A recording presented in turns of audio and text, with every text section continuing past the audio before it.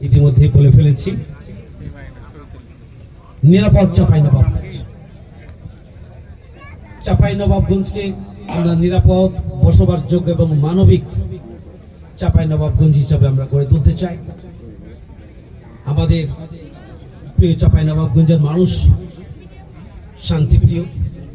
আমরা চাই যে নিরাপদ রাস্তায় আমাদের মা বোনেরা চলাফেরা করবেন, আমাদের সাধারণ মানুষ নিরাপদে তারা চলাফেরা করবেন, পাশাপাশি তারা প্রশান্তির সাথে বাড়িতে ঘুমাতে পারবেন। আমরা সেই ধরনের একটি নিরাপদ চাঁপাইনবাবগঞ্জ গড়ে তোলার জন্য আমরা স্বপ্ন দেখি।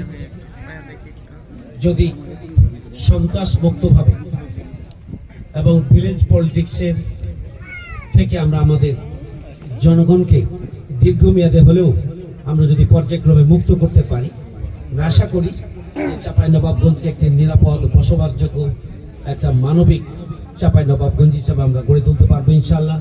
আমরা আমাদের দিয়ার অঞ্চল, চর অঞ্চল সহ আমাদের ইউনিয়নগুলোতে যে ভিলেজ পলিটিক্স রয়েছে, এখানকার প্রতিটি পক্ষের জনগণের সাথে আমরা, প্রতিটি পক্ষের প্রতিনিধি যারা, তাদের সাথে আমরা বসবো,